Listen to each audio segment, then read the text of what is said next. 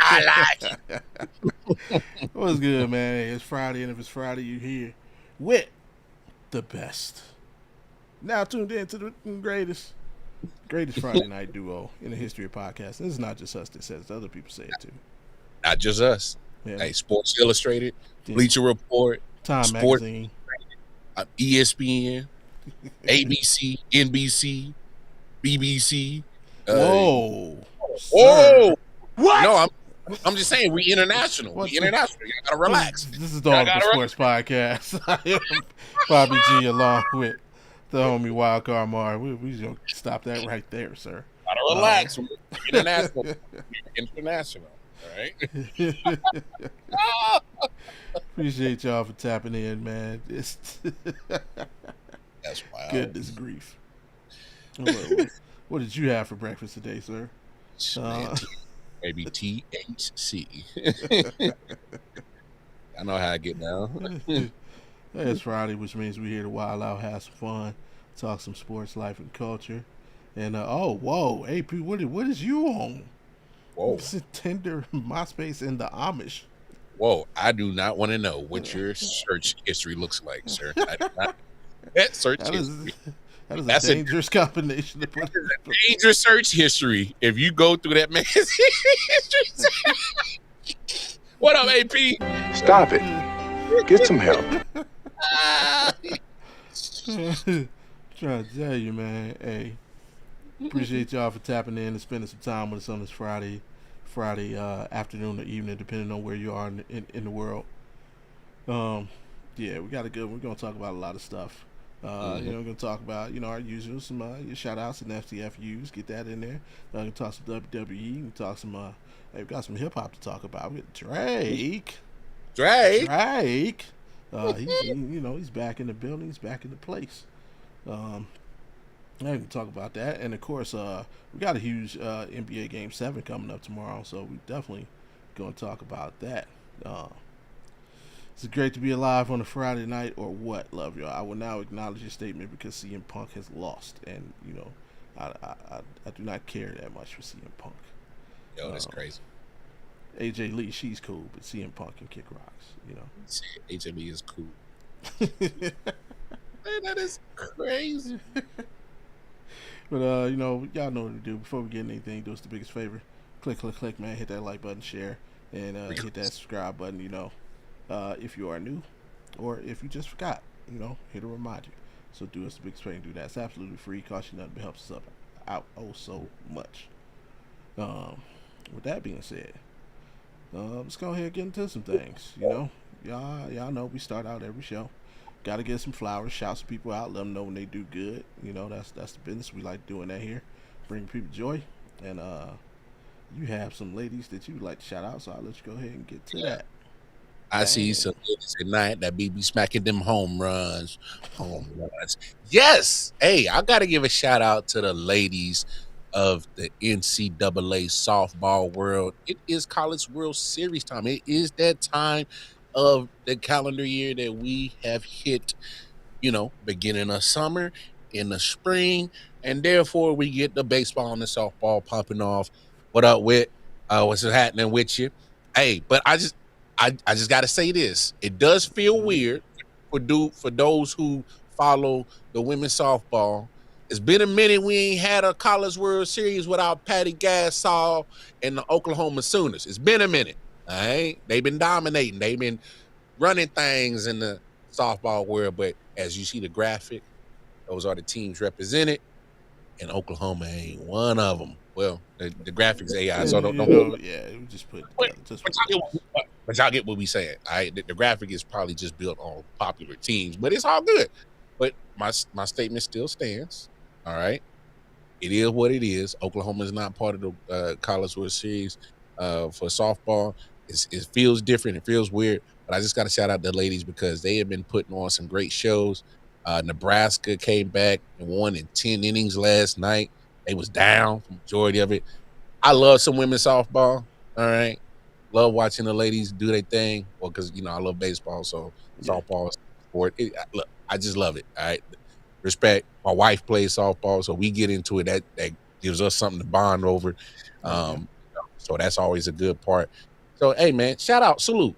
So y'all ladies go out here, represent this weekend. Going into next week, I know that the actual finals it probably won't be till sometime next weekend, towards the back end of next week. But regardless, all you universities that have made it, all the ladies that have made it, represent. All right, represent not only for the school on your back, represent the name on the back of that thing too, because that matters as much too. All right, the name on the back of the jersey matters just as much, if not more, in the name on the front. So, go represent, ladies. Salute. There you go. So I'll leave this comment for you then. See, I promised another YouTuber that was live that this weekend at my baseball game I would hit a home run. You want me to promise you as well?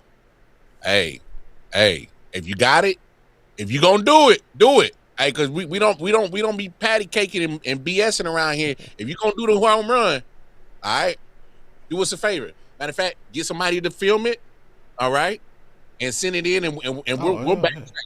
Yeah, you know, if you film it and send it to either me or Bobby, you see the social medias, see my finger? Yeah. Go to social medias right there, hit us up. Yeah, all right. Or the email address is on the YouTube page. So yeah. So when y'all hit that home run and record it, hey man, send it over. We'll play it back and we'll recall it and we'll hey man, we'll salute you for sure. All right. Will said I too enjoy a rousing game of softball. I was with you, the R There word it was is. The yard promise is locked in. Okay. Okay, Brody. All right, Brody. Let's get it, dude. Yeah, so shout out to all the participants in the College World Series. You know, wish them all luck and health in pursuit of that championship. For sure. Mine is kind of going out to the ladies as well, but some fellas. You know, y'all know what it is, man. It's graduation season. A lot of high school graduations going on. Yes. A lot of kids making that switch over from kid to young adult. You know, officially to young adult. And so it's a proud moment for a lot of parents and a lot of students, man. You put a lot of work in. You deserve everything come to you. Hope whether you're choosing to go straight into the corporate world or whether you're choosing to continue your education on a higher plane. So shout out to the entire class of 2026, and in particular, one graduate. My daughter, man. My daughter. Yes. She did it. Her graduation ceremony was last Saturday. So yeah, got to watch her. Oh, wrong one. Boo! Stop it. That is diabolical, Get some help. sir. There we go. We got a right soundbite right there. I know. Her class graduated last Saturday at the Thomas and Mack Center here in Las Vegas. It's a good ceremony. It's surprisingly not that long, even though they had a pretty nice size graduate class. I think it's like 1,300 students graduated. Wasn't that long, so yeah. Shout out to the entire class, and special shout out to my baby girl. Proud of you, and I love you, and can't wait to see what you do in the future. So that's my shout out for today. That's what's up. That's what's up. Salute. And I ain't gonna hit the wrong button no more. I can hear. God damn. Now, with that being said, as much as we like to give people flowers, there's also a flip side of that coin. Sometimes people step out of line, and we got to tell them, you got to check your folks every once in a while. Like Charlie Murphy said, people are line steppers, habitual, and we take it upon ourselves here at the Audible Sports Podcast to let them know when it's time for you to go ahead and just shut, close your mouth. And we got some people that we want to deliver that message to as well. And I got I got two images here for you, and I guess we'll start it off with this one.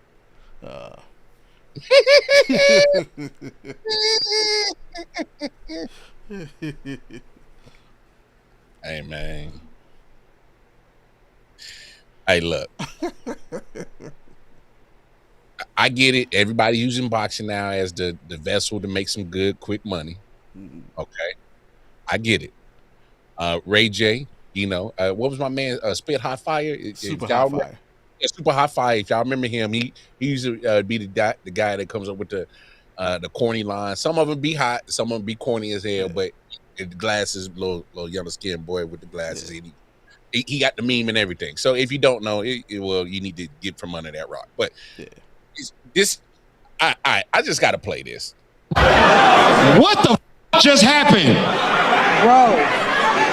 What the bro? You talked all that tough. Yeah, hold on, don't talk to him. You don't deserve to talk to him. What the was that? You done got a good ass haircut and then came here and got stunned. Yo, I thought we had a plan. Say what you got to say, man. I don't want to say too much because I don't want to get nobody in trouble. But damn, we took an L tonight. We didn't take. Your ass was over here. You want me to show you what you did? Where was y'all at? You were somewhere around this rainbed sign, and he took one punch. Hey, we didn't think you was gonna win. So how y'all lost money? Wow. Hey, I ain't gonna. That's a good method though. If I got my ass knocked out, I'd be like, you up. Look at that. I can't see it, man. You got one of them cartoon lumps. You know when super hot. Hey, Ray J, you have made the STFU moment of this show is because, bruh, you was popping the gums, all right? But after you got super KO'd, don't try to make it seem like it was supposed to be fixed. Like, hey, shut up, bro. Hey, just take your L like a man. Yeah. Just take your L like a man. Because the crazy thing about you, Ray J, you talk crazy. You be talking reckless. Like for real. Like you said one time, you like, man, I take you to my bed. I was like, whoa, what you mean you talking to another man like that? I'll take you to my bedroom. What you mean? Hey, because you be talking hella. Hey, what's the favorite? What? Shh. Especially in this moment, because you just exposed all your business that you just gonna say any and everything, especially in moments that just don't shine right for you, bro. Not only did you look just like this image right here, for real. Like you got popped and was like, and then you just dropped. Hey man, you got in there. You took the fight. Obviously, we could tell you ain't in great shape. You know, that's neither here nor there. I don't think you took the training serious. Ray J, hey man, your 15 minutes of fame been up 10 years, dog. Your 15 minutes of fame has been up for 10 years, and somehow you keep like the old species of cockroach. You just keep coming back, and you just keep. Oh man, a cockroach. Ray J, do me a favor, bro. With all due respect, I respect your grind, your hustle. You got the Ray Bans or the Ray Cons. Got your little technology and sound company doing good. Eat off that, but do us a favor. Stay in the background and just eat off a Raycon for the rest of your life. Don't get in front of no mic. Don't get in front of no camera. Don't say nothing. Don't say shit. Don't do shit. Matter of fact, we should ration how many times you get to breathe per day. You need to absolutely just go in your closet and stay there. Stay there. Just do us a favor, big dog. Do me a favor. Shut the fuck up. Ray J, man. Ray J, wow. Hey, don't that sound just like herpes? Whoa. What? The gift it was the other image I had for you. Hey, that was good. That was good. Super hot fire. I had one wish. Your ass wish you could fight, because we know that you can't, dog. Don't ever talk shit to no man no more. You seen that? You seen that? These celebrity fights be crap. But did you see the Beasley Lance Stevenson? Bruh. Lance choked his ass. Beasley looked like he was getting at it for you, and then he just he made that one wrong move. He made one wrong move. Hey, ain't that always the problem? You make one wrong move, and But shit goes down. he took his L like a man though. Got up, dapped it up, and said, "Hey, we're gonna do something else of my Yeah. choosing. We're gonna get back at it because Beasley beat him in the 1-on-1 for $100K. Mm-hmm. He got him in the fight, so they got hey, have a rubber match. Shout I out. feel that. I'm not even gonna pretend I can read that. Feel free Nope. to I'm not fill us in even- on what that says. I don't want to disrespect anybody's Nope. culture. So, Nope. but Not even appreciate you for tapping in. Yeah. My STFU. Okay. Okay. Shouty. You from the SA? What's that? What's There you happening? What's happening? Hey, how the women out there, bro? You know better. What? See, that's what I'm talking about, man. Can't take you nowhere, man. I'm trying to see what the motherfucker working with, dog. Can't take you nowhere, man. I can't give you niggas money. Can't give you niggas nothing. My Ain't messing STFU, a little bit simpler. Adam Silver, bruh. Oh, What is y'all doing, man? We had this random vote on a random day that just got approved, and now all of a sudden we got a whole new draft rules for tanking. Like, I'm gonna need. You know what? It's a catch-22 because the NBA, they do keep their ear to the street and they do listen to what the public has to say, and sometimes they make decisions based on that. But sometimes I'm gonna need y'all to tell people, tell the fan base to STFU and stand on y'all too. The NBA is the only league that has changed its draft rules. Because there are teams in the NFL that coming into the season, we know we're gonna be bad. Oh yeah. There's no suspected team. It's just bad football teams. I'm assuming the same thing happens in the NHL, and of course in MLB, we're asking these smaller market teams to spend money. Literally refuse to spend money. I believe that would qualify as tanking if you're refusing to spend the money to compete. But guess what? They don't jump at every time trying to find some solution. They roll with it, and I'm assuming that it'll come a time when they feel the need to address it. The NBA, every time something happens, the NBA has to attempt to do something about it, and it usually turns out to be the wrong thing. Like you say, people are flopping all over the place. Okay, we're gonna make a flopping rule. You know how many times I've seen a flopping call called in game? Man, rarely. I haven't seen it. So what's the point in making all these adjustments? You're really not gonna do nothing about it. And Especially not. Yeah. Like if you read, and again, I stated it here. I stated it on In the Hoop Rec Room. Shout out to Wit, JDMIC, fellas over there. I've said it on Ball and Buzz. I've said it on every platform I've ever gone on. If you really, really want to fix this thing, hit them owners in the pocket. Every time. Yeah. Hey, if your team can't win X amount of games, I'll take this next season. Them ticket prices is going down 30%. You're gonna stop making money if you can't put a winning product on the floor. Period. Bobby, I like that, Bobby, because if you trash, don't be trying to charge me $10,000.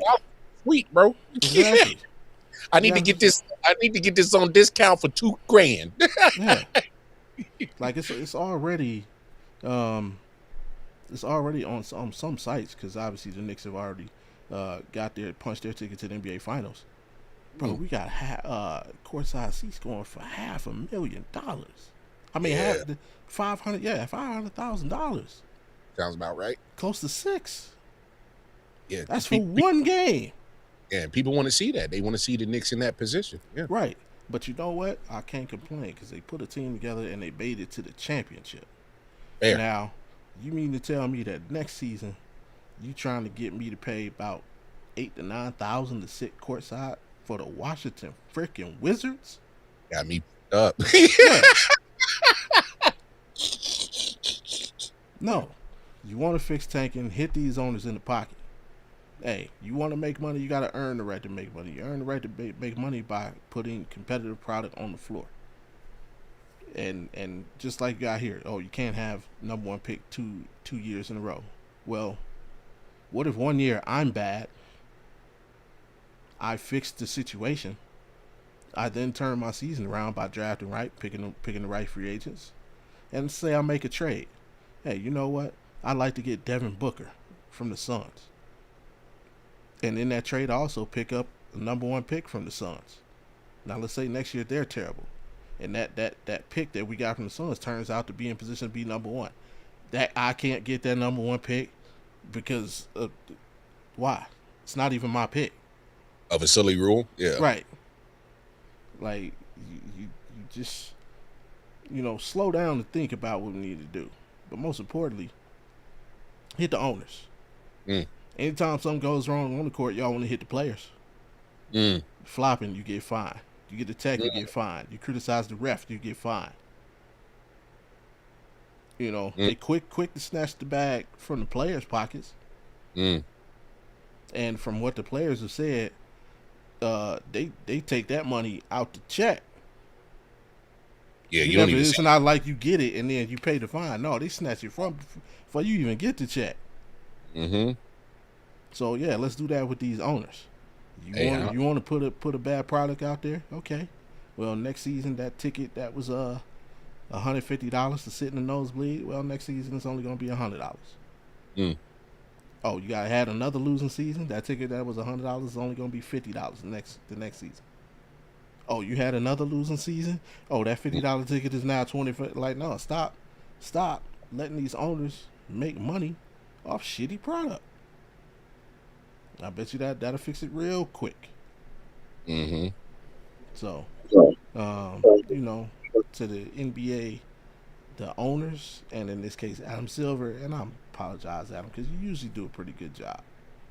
And you've been on the right side of history of some moves that needed to be made. But in this case, man, y'all got it all wrong. Y'all doing it all bad. So to Mr. Silver and the rest of the NBA conglomerates that came up with this stupid ass rule, do me a favor, shut the fuck up.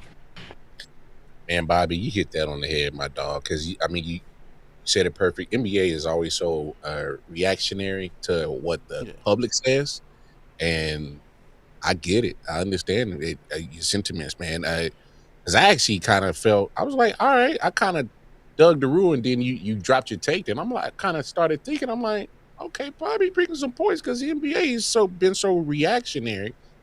The only time they really punished a owner was because Donald Sterling. The public opinion was loud. They was like, nah, we can't have that. So they forced him out. So that's the only time I've seen them actually really punish an owner. I'm pretty sure they've had fined owners before, so I'm not talking about that. The Minnesota situation once upon a time where they took the draft picks for tampering and whatnot. But it's kind of like, come on, man. I'm with you on that. And the crazy thing, that spur of the moment vote, it was like 29-1. I'm trying who it was Grizzlies was the only one that voted against. Yeah, absolutely right. And so when you see that, that's kind of like, well, damn. If the owners said, I get it. Adam is the voice for the owners, right? Just like Goodell is for the owners of the NFL. He's a voice. He's the front guy. He's So it that kind of speaks loudly on how the owners are really feeling about it. They're really just kind of like, well, Adam, we put you in this position, do something about it. That's what they're really saying. And he just came up with this and said, here.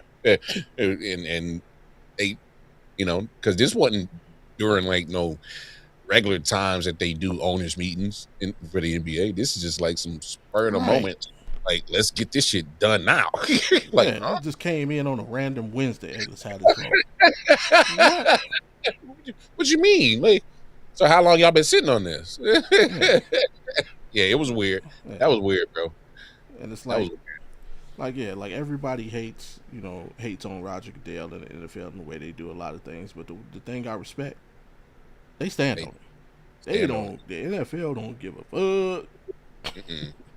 Hey, you saw them refs sign that new collective bargaining agreement. Yeah, NFL does not care.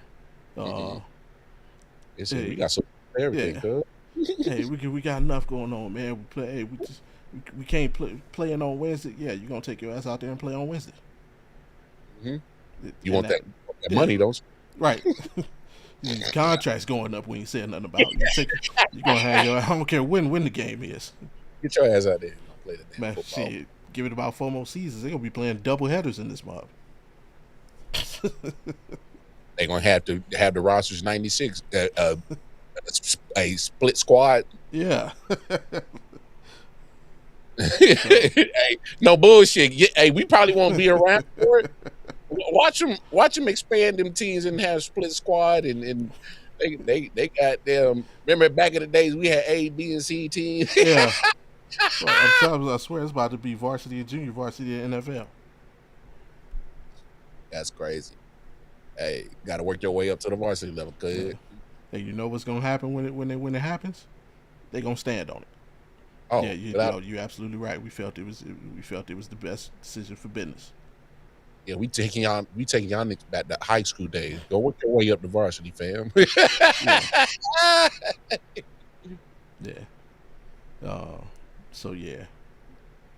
But I mean, you got a couple. The only good thing to really come out of this is they're actually they're going away from the current draft system they use, which is some kind of coded system, where it's random numbers pop up and that equals a code. Every team is given the code. They're going away from that, and they're taking it back to where they actually use the lottery balls, the ping pong balls, right? The ping pong balls, and they will probably do it live on television.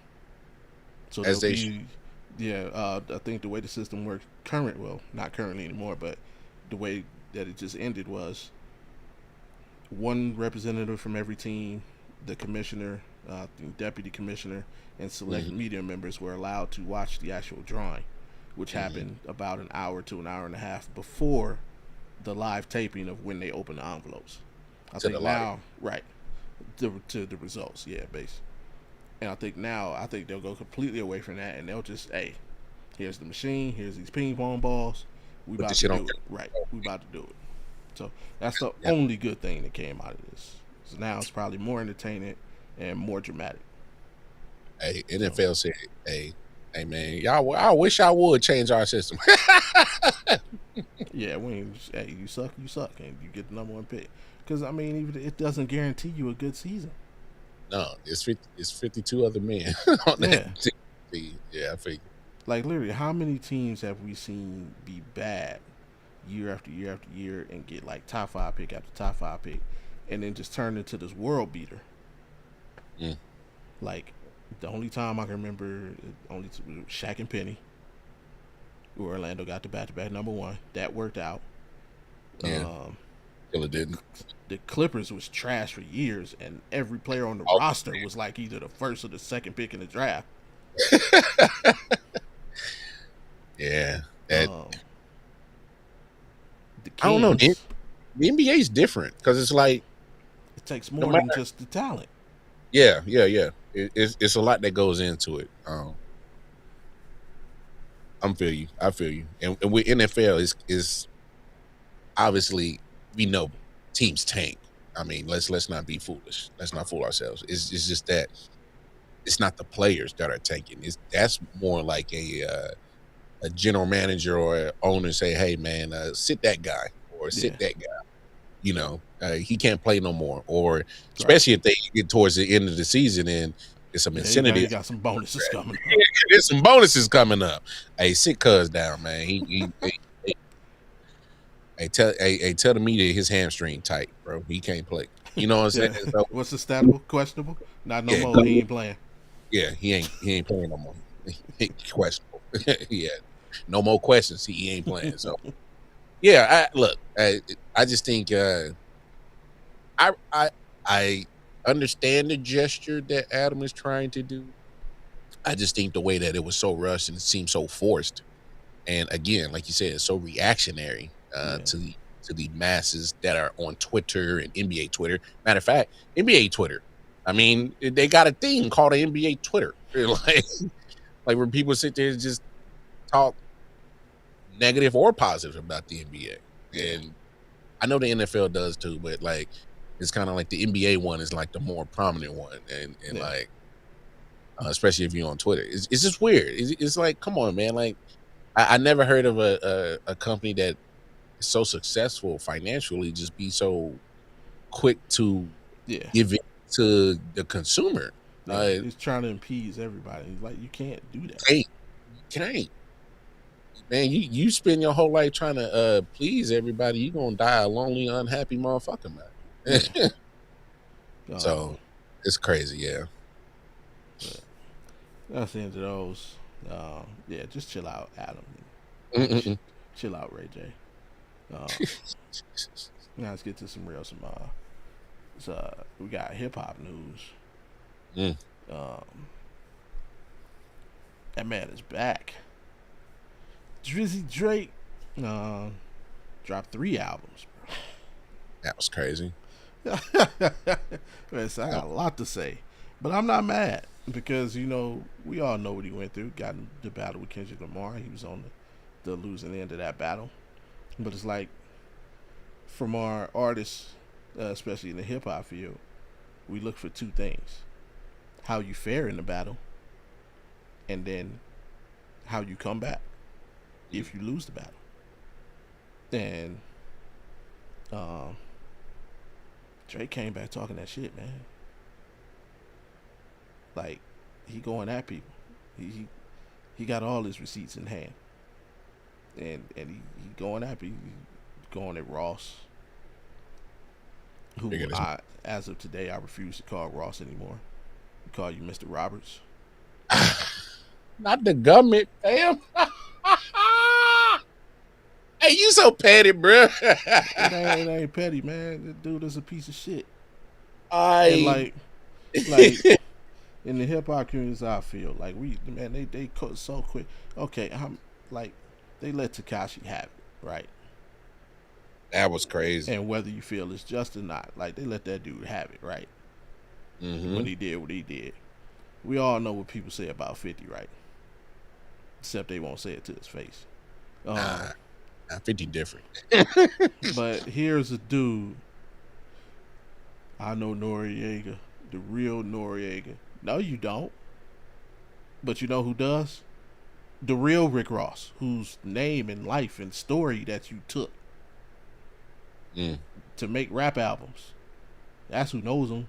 So, like, and then the fact that you refuse to break this dude off some bread, and you've been rapping about his life.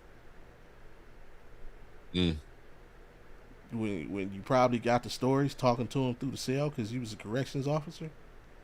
Hey, Rick, oh man, tell me the game, man. How the game go?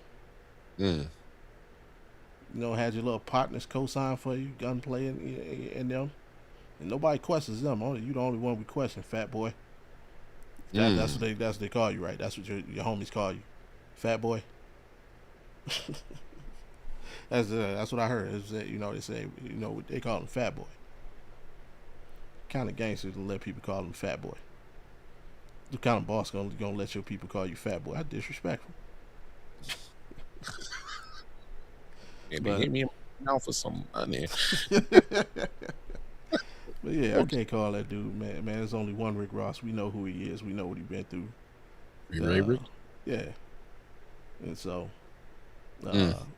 Drake went at Mr. Roberts. He went at Kendrick. Yeah, that was expected. Are we gonna see a round 2? You think? If I'm Kendrick and like you said, I think universally he came out the victor of the battle. It's why?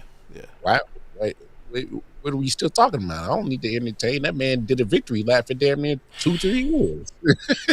Like, what do you say? What is left for him to really say in this situation? I'll be honest. I've heard small little tidbits, like clips of the album. So I can't get up here and give an honest hip hop head take on the albums yet, because I haven't really sit down, go track from track, album, and I got 3 albums left, so I ain't had the time to go through all 3 yet. So I will probably have to revisit this conversation, but I'll say this. For what he had to sit back and watch a victory lap for 2 years, I mean, would have crippled most artists. I'm not gonna lie. So if there's one thing Because I'm kind of lukewarm on Drake. There's some joints that I really rock with, and then some of it I'm like, I'm cool on that. But hey, the dude, for him to even still be that determined to drop 3 albums, and I know the time has passed, but he let the man go on his victory lap and said, "All right, okay, my turn." So it's like I like you may have beat me down, but I'm still here though, fam. And so like I've been seeing some of the reviews, and I'm not trying to let those kind of sway how I'm gonna go in listening to these albums, because I've seen positive feedback and I see negative. So I kind of seen a mixed bag uh, uh, of reactions to the joint. So, hey, he must be doing something right, because he's back to his old form of getting people talking about Drake, and he's good at it, and he knows how to play the business side to create buzz, create demand, create because I'm pretty sure people have been waiting on these albums. Like, what's he gonna do? What's he gonna say? I'm pretty sure. How's he gonna respond to Not Like Us?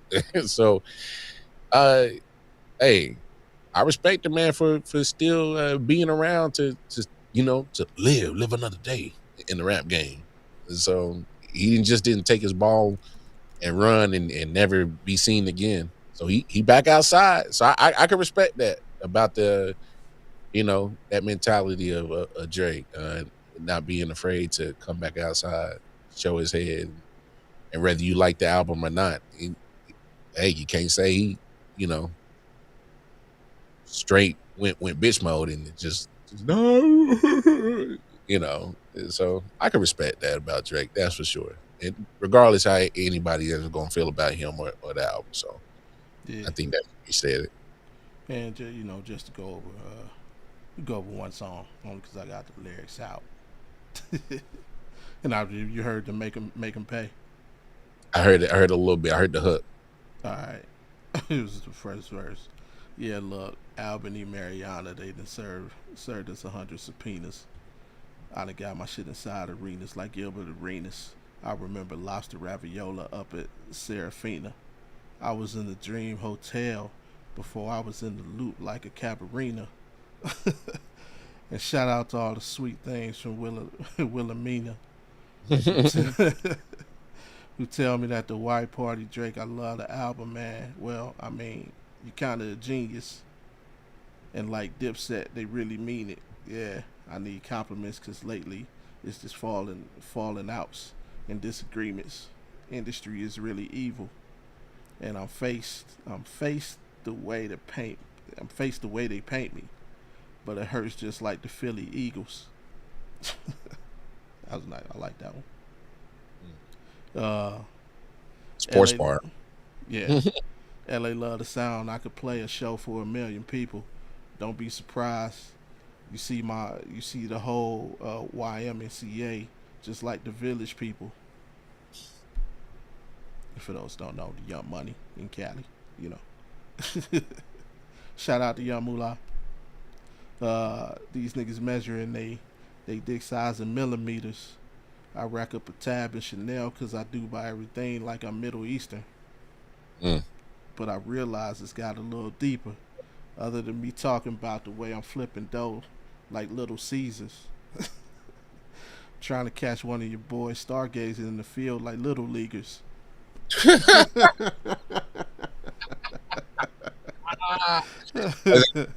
Blooded right there. And ain't no passes for your crip walking, all that dis talking kiddo, beat it. Now that line, that you gotta know the story. Ain't no passes for your crip walking, all of that dis talking kiddo, beat it. It's a reason why it says beat it, because it's a story goated that Michael Jackson was a crip. He might have been.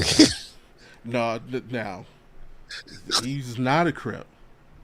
However, he actually did have a relationship with Crips.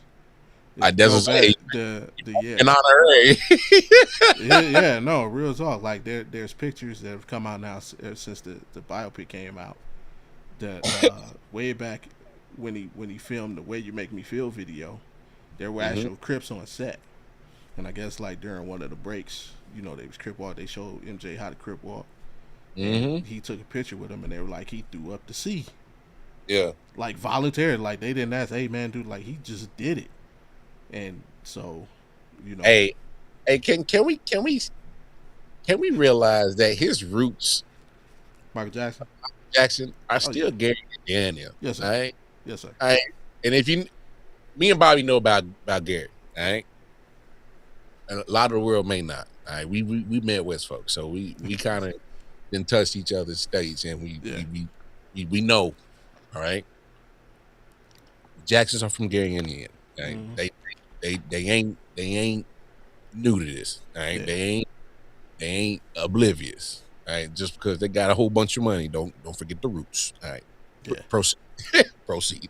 I just had to let people know. Just all right. Let's be real about why this is being said. Hey, they from Gary. All right. Yeah. All right. So yeah, that's why that line kind of resonates a little different. Hey, that's kind of cold blooded, dog. That's cold-blooded. I ain't even gonna lie. I was like, oh. All right. Yeah. Next line. I'm supposed to be my brother's keeper, so don't make us hit it. Another buzzer beater, and don't be suddenly eager to hit me up and have no discussions either. Now you got to plan a meeting with me, just like the Russian leader, and shake my fucking hand in front of other people. Yeah, fuck the chatter. So since 2009, as I climb the ladder, they envy me like Nevada, but it never mattered. My niggas run the phone as soon as you check into prison. Your niggas run and talk the whole for a second opinion.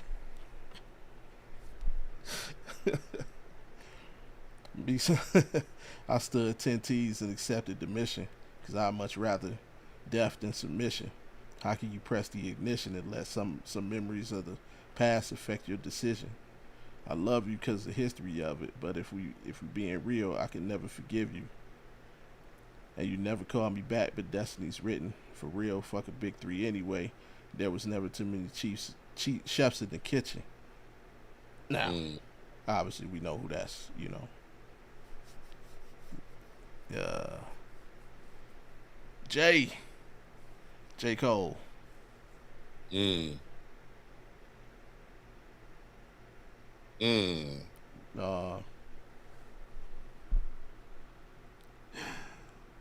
Call Hole for a second opinion is crazy. I gotta go listen to this shit, because now it's hey, so he talking this shit. Yeah, and I'm not Drake, so I know, you know, being a, you know, I'm just a hip hop head. Yeah, but now, okay, so let me ask you. The soul have to respond. But let me ask you this: how much of the albums have you listened to? About so far about like 30%. Okay, and this is like first listen. Just I hear about a track and I listen to that track, and I hear about another. I haven't just sat and straight listened to it yet. And you being an unbiased hip hop head, because I think I could trust you to be unbiased, because obviously, you know, we've done many shows on Friday Night about hip hop. Like, yeah, this nigga talking this shit. Yeah. Okay. It's a, to me, it's a good comeback. It's like he's not making excuses for taking the L. He's not admitting it. He's just like, okay, I took that L. Kind of like that's why I put in bit like I'm back. Nothing more, nothing. I'm back. And oh, by the way, again, like I said, he came back with his receipts in hand. Like it was almost like Denzel at the end of Training Day. When he's standing in the middle of the street and like he needs the money from Jake, right? But that's the only reason he's concerned with Jake. He's really like, oh, I'm putting cases on all you bitches. That's the Drake we got right now. I'm putting cases on all you bitches. And y'all can turn around and think it's a weak threat if you want to. Let's go. Right. Because we all know, had Denzel really not died in that movie, yeah, he would have burnt them projects down. And then this is Drake about to burn the projects down because he's literally going at every single person he felt slighted by in that situation. He went at LeBron. He went at DeMar DeRozan. He's, I think there's some bars coming up where he's going at Khaled. We just heard him go at Cole. It's every single person I felt slighted by. So it's not random. It's just, yeah. So nice little comeback. Okay. And I like the fact that he also mentioned because it's like, okay, you got me, but I'm still like I ain't scared of you. Yeah. We can have a round 2. I'm open to it. Hey, but my focus is getting back these other little clowns first. Ain't no cap. My man Drake didn't survive some very bad L's from some big like Pusha really took his top off, but he survived it somehow. Yeah. Not musically, but career wise, he still survived it. Yeah. I kind of look at that one a little bit different though. I look at that like that was almost like a sucker punch from Push. Push, yeah, and that's not taking away. Like Push is nice. We all know that he's nice with the pen, but it was like, one, did we really see that beef coming? Like Drake wasn't going at Pusha. He was going at Kanye. You know what I mean? And then it's like Pusha kind of gathered some information and it just came out of the cut like, like it wasn't a fair fight. It was like, I hear you. Yeah, like somebody coming up talking trash to you, squared up, and then they homie just come from the side. Yeah. Like if I would like to see them go at it like now. Now that I'm like I see you coming. But yeah, no doubt he took the L in that situation. Still can't deny it. I don't. How do you feel? Who won between him and me? Because I like. He cleaned me up. Okay, I'm. That's why I asked that question first before we continue. Like the battles that he's had to survive. Because that joint he came out with back to back. I was like, oh. Yeah. Because 0 to 100 before then he came with the back to back. The back to back was the one that was crazy though. I was like, "You getting bodied by a singing?" I said, "Oh damn me! What are you going to do, sir?" And he really ain't had no rebuttal for it. I was like, "Oh, yeah." He's like, "Is that a world tour or your girls tour?" Oh, yeah. So I mean, I think the thing that people appreciate about Drake, whether they like him or not, is hey, at least he's been willing to put his hat in the ring. That's fair. Like he ain't back down from nobody. That is fair. So, but yeah. Love it. Where would I leave? The Nevada, some phone, prison, still to things miss. Okay, because I much rather death than submission. How can you press the ignition and tell me? Yeah, this is the J. Cole bar. All right. Yeah, I love you because of the history, but if we're being real, I can never forgive you. And you never call me back, but Destiny's written for real. Fuck a big 3 anyway. There was too many chefs in the kitchen. It was a mess to begin with. Yeah, and now they got a new GOAT, and we got to test the position. Damn, who is this guy for real? I guess a magician. 100 million streams vanish. No one got questions. Questions for niggas? Well, maybe I'm best as the villain, because I got real numbers on niggas who say they got billions. I got,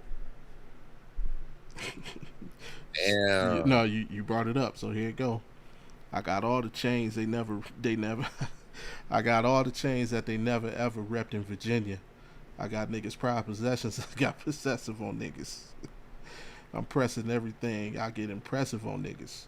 I got problems with people who I would have never dreamed, and that's dragging people in who don't want to get in between, dog. I was Aid and Ross with streams before Aid and Ross ever had streamed. Oh, that line is so funny. That's dragging people people in who don't want to get in between, dog. I was Aiden Ross with strings before Aiden Ross had ever streamed. That's that. That's that Pusha T bar right there. No, that's Ross. Oh no, You no. get it? Oh, the when he, chains in Virginia, yeah.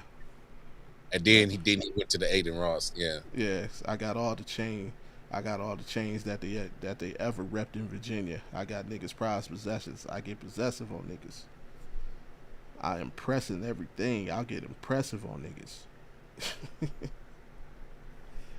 yeah, no. And then the other fat boy in Khaled, you know what I mean. The beef was fully live. You went halal and got on your dean. And your people are still waiting for a free Palestine. But apparently everything isn't black and white and red and green. Damn. I'm seeing everyone's true colors for real. I'm seeing a theme. I'm greater than everybody, like someone shredded the cheese. I was in Hazleton at the one before I was in the loop, like a set of keys. Shout out to Cherokee D and Sky Black, because they was at my birthday when I was searching Big Booty Ebonese. Jeez. That's correct. Stupid for that one. If y'all, never mind, I can't break that down for you. We gonna let that one. We gotta let that one slide. Now the penthouse in the Bahamas is right next to Jordan, like I'm Lebanese. That's crazy. And apparently niggas' souls is for sale like the 7 Seas. Stop. I gave you everything you ever needed. But let me find out that Amex the only ones that credit for me, making y'all everything you could never be. My sixth sense is kicking in because all I hear is people that are dead to me. And that's why I'm turning on my read receipts to let you know that everything that's said to me will forever be stored in my memory. I'm better off independent. They should let me leave. The end. Cause I just want to be free. That's crazy bars. I came from crazy bars right there. It said the penthouse is next to Jordan, like I'm Lebanese. I know you geographical challenge motherfuckers is like, huh? No worries. Go find a map or a globe, you goofies. That's a crazy. Yeah. Drake sounded like he was talking this shit. Yeah, so I'm gonna definitely have to check out some more of that over the weekend. But yeah, so Dre, and a lot of people don't think he's done. I've heard people say he could drop something else like right now in July. Early as July. The man had 2 years to sit there and let everything build up. You know when you shake that pot can, that shit, that pressure been building up. He said, "All right, I'm about to put the tab on this motherfucker." So yeah. I mean, and hey, again, respect dude for doing this thing. Yeah, I'm intrigued now. I had to cop some trackage on Drizzy. Yeah, but hey, somebody else who's facing turmoil right now. SGA Wemby. We got a game 7, folks, tomorrow, live from Oklahoma City. Win or go home. Yeah. Winner advances to the NBA Finals. Losers watches from Applebee's. However many are left, man, they've been starting to clean them joints out. Yeah. And I say Applebee's because, Oklahoma City and San Antonio are both small cities, so they may not have some of your more prestigious restaurants. Mm-hmm. They'll have they got Applebee's. And I know for sure there's a Hooters in San Antonio. I don't know about Oklahoma City. Oh, they damn sure Hooters in San Antonio the way they've been acting a fool.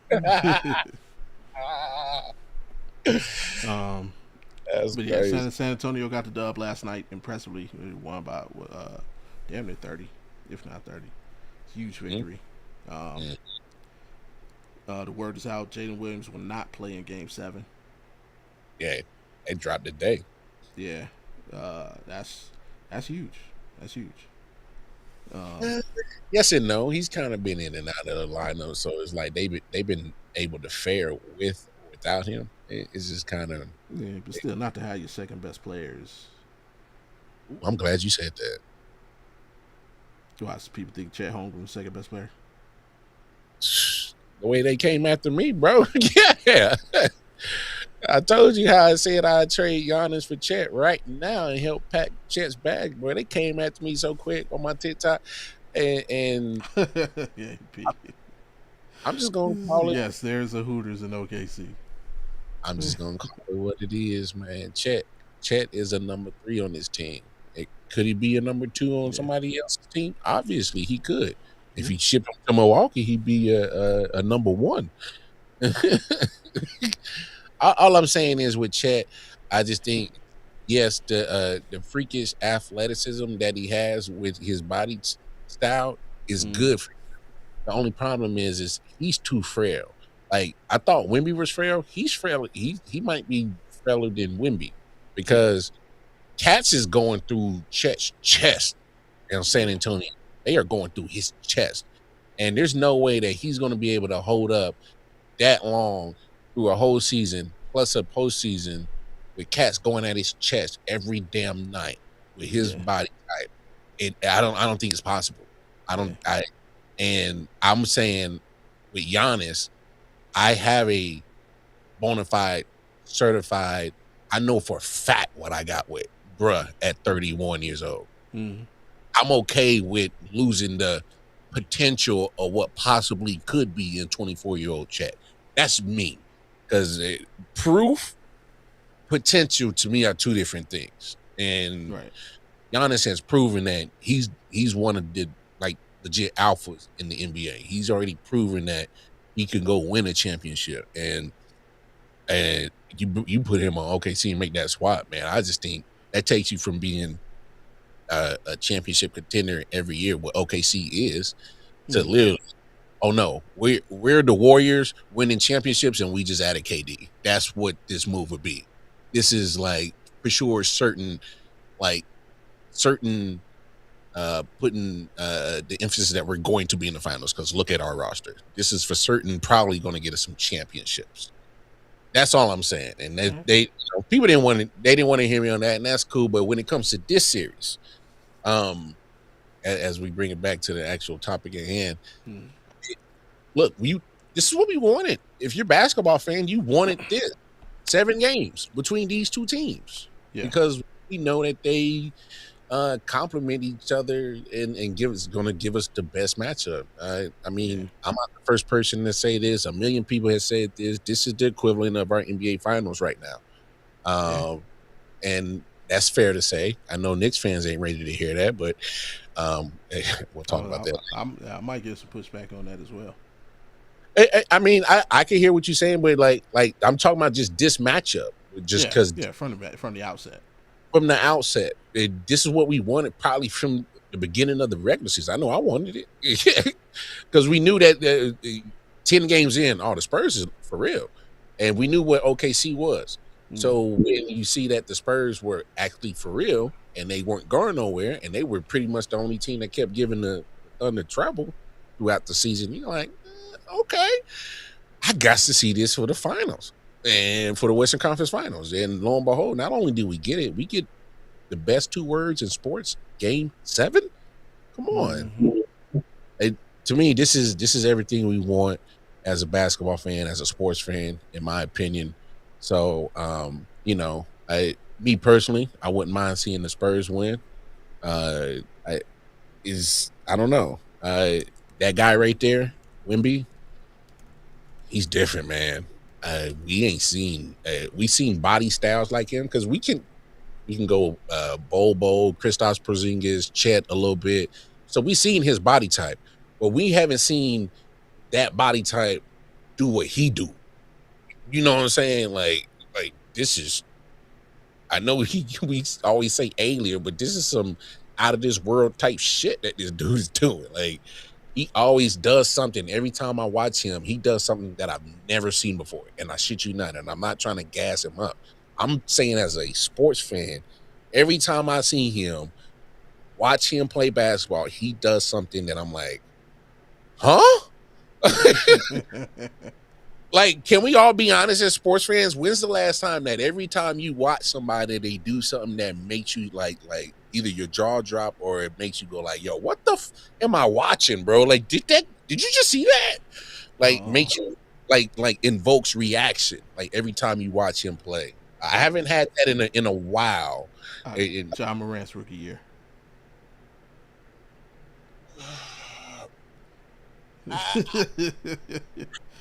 I don't know because like we seen cats trying to yam on everybody all the time. He not like Ja.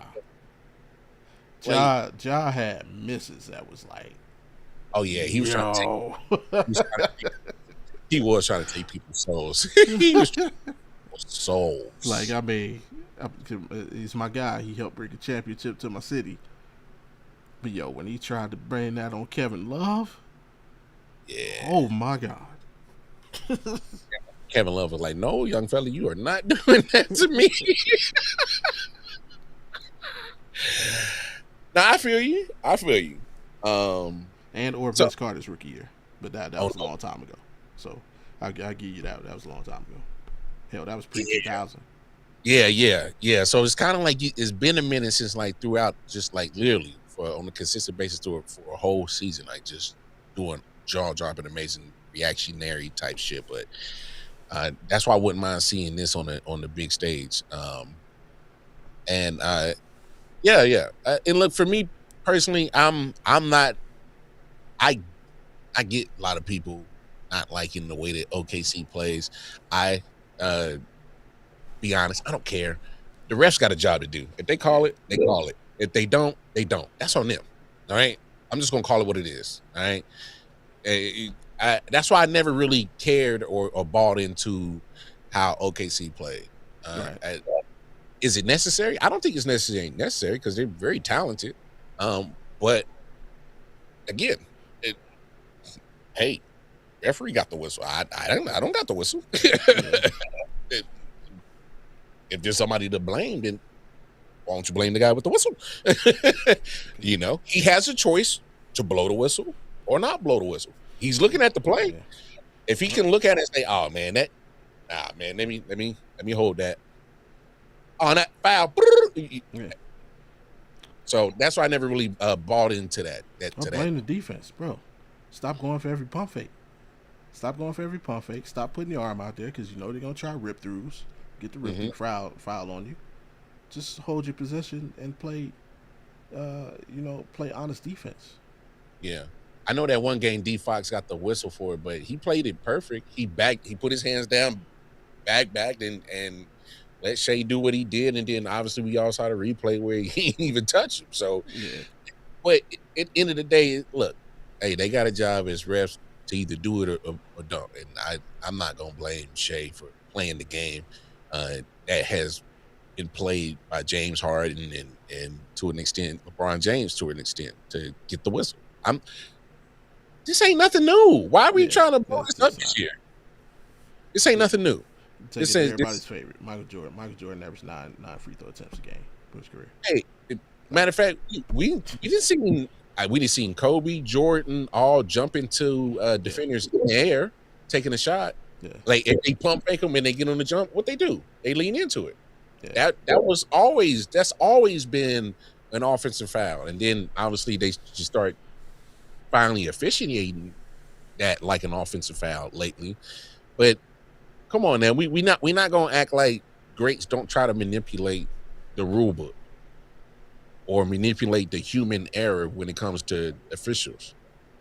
Mm-hmm. Not only who you got. I'm gonna rock with the Spurs. Yeah. I think it's gonna be a real close game though. I think I might be with you. Last night, not gonna lie, I picked the Thunder to close it out. They had changed my mind. Coming into the series, coming into the playoffs, I actually changed my mind all season. I'm was going with the Thunder to come out of the West. The Spurs made me change my mind right before the playoffs. I picked the Spurs. I think now I'm gonna have to stick with it. So that's Spurs going. Especially, I think it's just gonna be tough without Jalen Williams. Yeah, that's Chet too big. small. Too big of a piece to be missing in a game of this magnitude to me. Chet don't want that smoke neither. I've been seeing you only work on them little dudes when they've been throwing them little dudes on you, and a respect. You supposed to take what the defense gives you. You're supposed to cook them little dudes. But when Ben Wemby come around, I see you want nothing that smoke. Yeah. That's what I'm saying. If I'm the Spurs, I'm a plant Wemby in the paint. I'm gonna double team Shea as soon as he crosses the half court. I'm gonna force the ball out of his hands, and I'm gonna force everybody else to beat me. If y'all can beat me, hats off, good game. But I'm not gonna let Shea do it. You know. Thanks. But yeah, we'll see. Hopefully it's a good game, man. Hopefully, just want to see good competitive basketball. And hey, there is a problem waiting on whoever wins the series because it ain't gonna be no easy pickings, man. The Knicks playing the best basketball of anybody in the NBA right now. They over there smoking, rolling people up in backwoods and getting them up out of there, man. Yeah, and it's all goes to one adjustment. Shout out to Mike Brown. Ever since he took the ball away from Jalen Brunson, made Karl-Anthony Towns a primary playmaker, facilitator, that just changed. Yeah, that changed the entire outlook of how they were playing, but they haven't lost since then.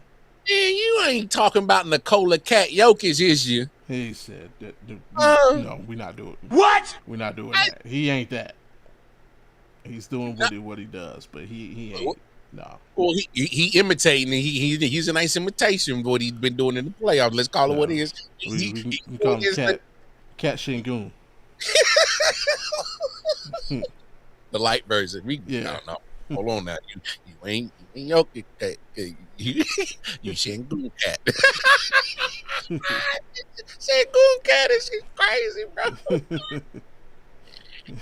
What's Sabonis? Cat Sabonis. There we go. Hey, Karl-Anthony Sabonis. Yeah, we're gonna stop all that Jokic talk right now. My bad. I was just trying to give like a kind of frame of what he been playing like. That's all. Just at least like a frame, like at least trying to give like a marker, something to compare. I was trying to give him some kind of comp that people could relate to, because I agree with you. Ever since Cat been doing his Jokic like basketball play, Shingun like play, like you said, being the facilitator, pretty much being the guy to start the offense. Once you get into the half court, it makes total sense. And if we're being fair, I think that's what Cat always really wanted to really do. If I'm being honest, I think he kind of, because he's not the type of big man that wants to be on down low. He ain't the big man that wants to be down. All right, so he kind of wants to be like up top of the key, in the middle of the action. I think he's always kind of really wanted to do that, but he couldn't do that in Minnesota. That wasn't gonna happen. And Ant-Man was not Ant-Man there. That was not. Well, we'll never know whether it was. But they had a true point guard. Still there. I mean, yeah, but it also could have been coaching. Like, true. Again, Mike Brown is the first coach to ever utilize him in this way. So we don't know if Minnesota's coach would have been like, "Hey, let's try this." But he should, because Jokic was over there cooking them motherfuckers all the time in Minnesota. He should say, "Hey man, hey, you can't beat him. Let's join him. Let's try that shit." And he need, and that's why he ain't got a job. So we also forget that Mike Brown spent a lot of time in Golden State, where he had Draymond Green. Well, he also spent a lot of time around a lot of great players too. Yeah, but learning that from Steve Kerr, because that's the opposite system he's trying to run now, more the Golden State system, ball movement. That's fair. Seeing Draymond is like, you know what? Can Cat do what Draymond did a little bit? Let's try it out and see what's the worst that can happen. We down 2-1. Well, and now that you put it that way, not only can I get him to do what Draymond do, but I can definitely get a lot more offensively from Cat in that situation. Absolutely. get a lot more. So, to your credit, I think that's a great point, man. And that might have been the key to unlock him, because I know he's been around for a minute, because he got drafted in what, 14, 15? So Yeah, something like that. so it, I know he's getting up there in age. He's early 30s now. So maybe that just might be it. Like you said, coaching. And we've always been, you know, advocates that coaching does matter. So I think, hey, yeah, I think you hit that one on perfect, man. Mike Brown might have been the key, man. And man, excuse me. All right. So yeah, we both got the Spurs. Like I said, we just want to see good basketball at the end of the day. Facts. And you know, a good battle between you know, two giants. And speaking of two giants, you got two giants matching up tomorrow morning. Clash in Italy, WWE. About It's like about 15 hours away, 16 hours. It's like 2 Eastern Sunday morning. So it'll be about 11 o'clock your time on Sunday morning, big dog. Is it Sunday or is it tomorrow? Sunday. All right. So longer than that, about 25, 26 hours away. Oh no, longer than that. This weekend. Yeah. A lot going on. You see the matchups there. Jacob Fatu, Roman Reigns, Tribal Combat for the WWE World Championship. Cody Rhodes and Gunther for the Universal. Rhea Ripley and Jade Cargill for the Women's World Heavyweight Championship. Becky Lynch and Sol Ruka for the Women's IC. And then Brock Lesnar and Oba Femi just for freaking pride. Just Pretty for much. pride. Pretty much. As first, do you think they're actually gonna close it with that? It's hard to say because Roman Reigns is on this card. I mean, that's always hard to say. Facts. And I mean, we got a lot of for the most part, it's a lot of rematches on this card. Mm-hmm. You know, everybody trying to get back to some matches that they may have won or lost post WrestleMania. So obviously the newest one is Becky Lynch and Sol Ruka, because Sol Ruka got called up in, but they did have that Saturday night main event last week. Some more BS. Yeah, it was, and they're just using this one to springboard that rematch on this one. So you got a lot of people storylines that are just kind of continued for the most part. But I'm kind of digging the Cody Rhodes and Gunther. I'm a fan of Gunther. I know a lot of people ain't. Oh, I am as well. I just Gunther just fits and they just hate the old school heel wrestler guy, and that's what he fits to a T. Yeah, but that's what, like, to me, that's what makes him great. Exactly. I am the best wrestler in best this company. Yeah. I'm traditional. I ain't with this. I ain't off the rhyme. Yeah. I'm the best wrestler in this company. I'm not flashy. I'm gonna slap the shit out of you, and I'm gonna put you in moves and try to beat you up. Yeah, I need to be recognized. That's exactly. That's my story. That I love it. Like, you get it. Yeah. But overall, I think the card is actually kind of stacked. I know. I agree. I know I've seen a lot of wrestling fans kind of upset, like, oh, there's a whole bunch of rematches. Shit, we've already seen. Blah blah blah blah. I get you, but they're at least doing something right. They're trying to get us the right and back on a good point, and they're trying to get right. All right, so sometimes I gotta let it cook. All right, not every wrestling company's gonna get it right. It is what it is, but on paper, this is a damn good card. Yeah. So I'm excited to see it. The only It's not really an issue I have with the card. I have an issue. Uh, what's going on with Soul Ruka, man? You think it's just nerves? She ain't been on this stage before, bro. Yeah, but I mean, it's good. Like she's botched the Soul Snatcher what twice now. Yeah. Like in her intro, she botched it. Uh, was it in the match, first match with Becky? She botched it. You think it's just nerves of being on the stage? Well, I she's had sporadic moments of being on the big stage. Like she's done Yeah, a couple, like the John Cena Saturday Night Main Event in December, his last one. She's done a couple of SmackDown appearances. mm-hmm. It's it happens, man. And Yeah. It's one it, thing to have like a one-off event. Hey, this week we're going to versus. Okay, you here now, and yeah, we putting that battery in your back a little bit. I hear you, but we seen Jay kind of fumble it when he got the battery pack. We seen LA Knight fumble it when he got the battery pack. Hey, pressure's a real thing, Oh man. yeah, oh yeah, It's a real thing. She's gonna have to fight through it, and she's gonna have to get right. And here's one thing: even though I'm not a big fan of Becky, I can respect her as a wrestling fan because she's going to make sure that Soul Ruka is put in a good position to still shine. yeah, Uh, she's gonna put on a good match with Becky because she's an ultimate oh yeah, professional to this wrestling shit. So even if you don't like her character like me, I still respect her character and how she is as a wrestler because she's top tier. yeah. Uh, I and think that she also kind of yeah. I think there's a little bit of truth in like been a little bit of truth in her promos. The whole "you ain't on my Oh level" type thing. oh I think that's very intentional. absolutely. I think it is intentional because like you still got to sell it. So Yeah, but so anything that you say like you still got to believe it.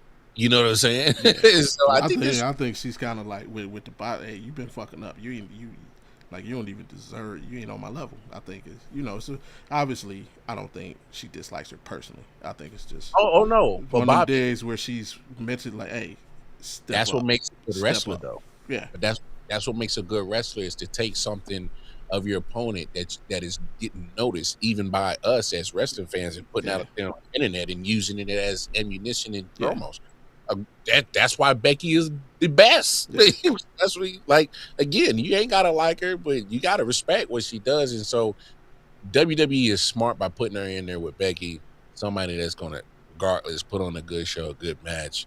Um, and so I think she'll get right. But I will say this: sometimes when you put the battery pack on people too fast, and they ain't really had a chance to really kind of catch their balance, because right. they kind of ease Trick into his battery pack. You know what I'm True, saying? true. Yeah, They kind of ease. I'm gonna stick with Trick. They eased him into his battery pack once they noticed that he might got something here. yeah, yeah. And then they was like, all right, let's do a little bit more. Let's start having you do appearances here. Then Mm-hmm. you saw him go on the appearance tour. All right, then they like, all right, he can handle it. He ain't, Yeah, he's sneaking on his feet. His promos is getting his wrestling matches. All right, let's give him a little bit more. And then yeah. next you know, he's on the big stage of WrestleMania, and then his interviews and appearances have gone haywire. He's Oh all yeah, over. So yeah. So mad yeah, that he's on SmackDown and not on Raw. well, you can't have everybody on Netflix, man. Can't have everybody on. They still got to show that they actually got to make it look like they give a damn about on that side. Hey, we make a trade, man. Trick Williams for LA Knight. Yeah, let the SmackDown crowd have LA Knight. He can go over there. He can get the which one they got over there. He got the U.S. belt over there. Yeah, go ahead, get him the U.S. belt. Bring Trick over here. Let him take that IC belt off Penta. Yeah, I like it. I like it. Nah, but yeah, man, this is gonna be a damn good card, man. I think they're gonna do Shout a out good. Red Jet. I think they're gonna do a good job on Sunday. So All right, Becky and Soul, who you got? Are they gonna let Soul have it this early? no, I'll be surprised if if Becky loses that IC belt, because she's been doing such a great job of Yes. taking it and elevating it, and Yeah, it's been a great run. so let her extend a little bit more, because she's also been doing two things. She's been elevating this belt, but she's also been letting these other ladies get some shine Mm-hmm. with her. So business wise, I think for WWE, like, she's helped Lyra Valkyrie kind of get over too. Yeah. You know what I'm saying? And then they've been able to stick her with Bailey and help extend her flight. But no, That also, remember, that also kind of helps them commit more to the tag division. Because remember, her stipulation was, "I'll beat you for the belt. You can't challenge me for it." So yes, she had, there's no path for her. So, that allows them to keep Lyra and Bailey together as a tag team. yeah, actually holding themselves accountable to the storylines already built. Exactly. Which is all we ask for as wrestling fans, is Yeah. consistent. Stick with your story. So no, that's a great point. So I've been noticing that too, that Becky has been doing killing two birds with one stone as she's been the IC champ. So let it marinate a little bit more. I'm cool with that. Yeah, I'm with you. Yep. And I mean, first, let's just go with the obvious. You have 0 wins since you've been on the main roster. I can't now just randomly put a belt on you. Yeah, and I can't. Right. And beating Becky Lynch. Yeah, Exactly. That's kind of hard to get juice. Yeah, and it's like, almost, if you put the belt on Soul, you literally make this look exactly like the Maxine Dupree storyline, and you're just gonna end up putting it back on Becky anyway at some point. I think that was such a crucial mistake. Yeah, it was only because they kind of shut it down. Yeah, but my thing is like, what exactly did you do with Maxine since? Right, Like, that's what I'm saying. Only because, like, you did that, and then hell, she been MIA for what, like?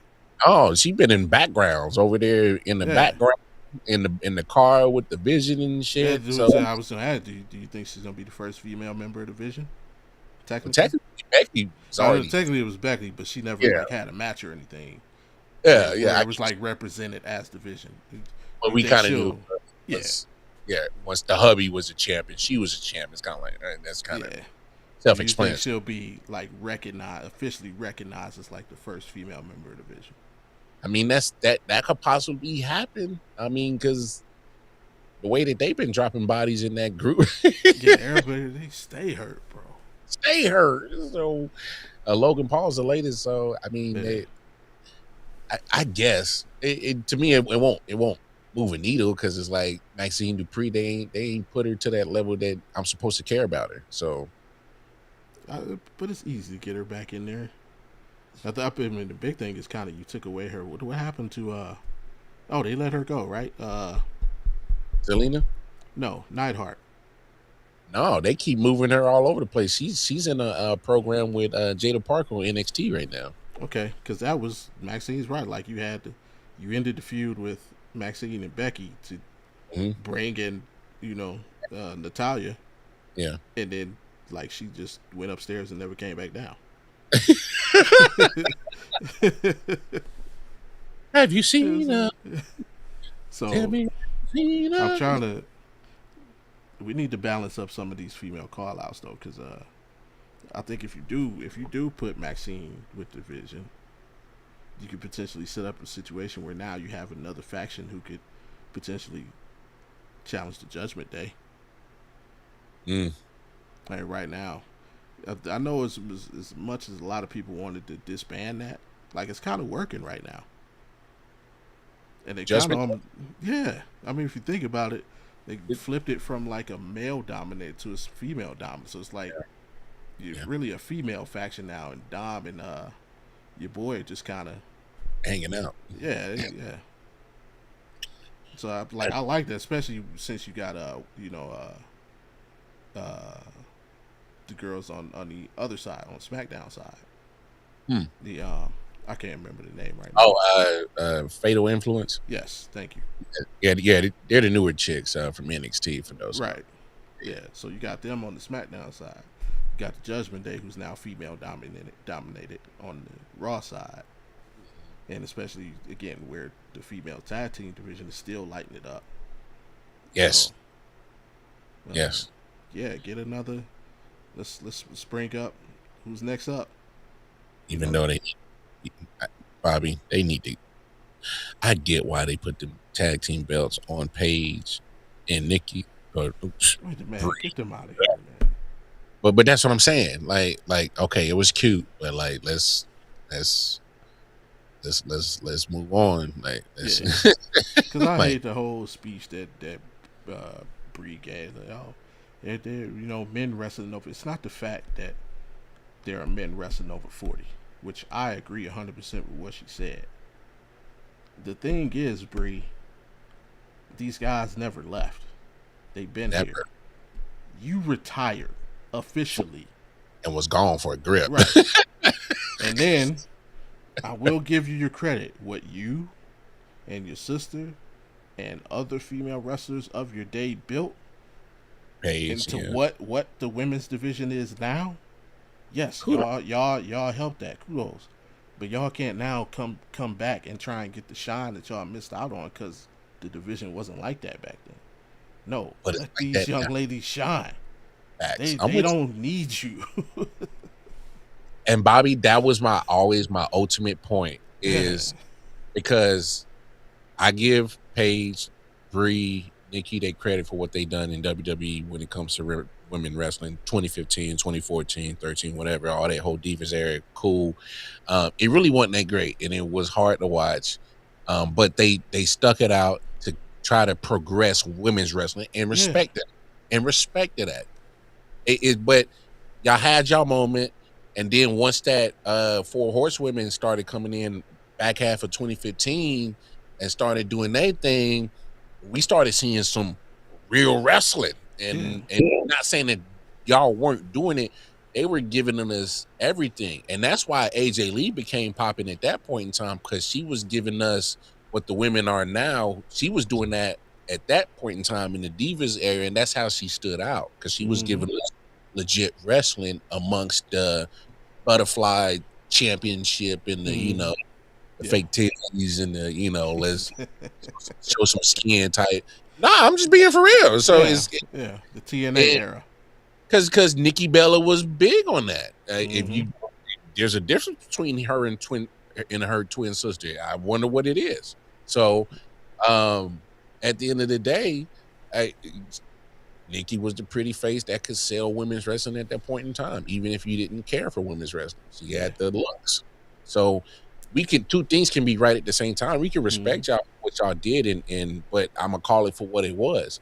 Yeah. As a wrestling fan, y'all was selling sex. Y'all weren't selling wrestling. All right. That's why AJ Lee stood out. And the women nowadays, they were so good. I didn't ask for Nikki Bella to come back. Right. I didn't want. Who asked for that? I don't recall nobody. So I damn sure didn't ask for Brie or Paige to come back. Right. And it's just like you don't see Mickie James come like, hey, I never got a chance to be United States champion. Let me come back and get one. No. You don't see Trish Stratus coming out. Hey, I never got a chance to be women's Intercontinental champion. Let me add that to my Hall of Fame resume. No. Wait, hold on, sir. If Trish can, she can do that. There's levels to this shit. All right. Trish and Lita could do whatever the fuck they want. What? All right. All right. Trish and Lita can do whatever the fuck they want. Yeah. But bag it up. Once you retire, you retire. Bag it up. Go home. And Paige, like, bro, you are literally like a soul snatcher away from having your neck broken. I wouldn't go say it. Is it worth it? I wouldn't go say it, but it ain't wrong. Like every time anything happens, you get suplex. I'm like, oh, is this? Yeah. Is this it? Is she not gonna move? Nah, for real. Yeah. Because I know she got clear with AEW, but WWE standards are not AEW's. Yeah. And not saying better or worse, but I'm just saying like they just different standards. Yeah, and you can't imagine the freaking what craziness she probably had to sign to compete. Oh, you already know TKO they was like, you got to see at least like 8 doctors. They all got to give us the green light. They ain't got to. We are not liable for We are not None of liable for. We yeah, are not initial all these. all this. Oh, we uh, got insurance. Taking both taking Becky Lynch to retain. Let's Yeah. go Cody and Gunther, man. The career ender is going at Cody right now. Hmm. Fans are getting tired of Cody. They are. Gunther's the latest to challenge. Does Gunther? Does he take the belt off of Cody? Is it time? Nah. Cody Rhodes is your Tom Brady of the WWE. Uh, I'm not mad at that comparison. He's gonna be there's gonna be obviously the cult following of Cody, the Cody crybabies. You know, they're gonna love Cody regardless. You know what I'm saying? Just like how the Patriots fans are for Tom. There's gonna be a big chunk that's not gonna dislike. They're really gonna dislike him, and that's what's starting. Well, I think it's been starting for a minute.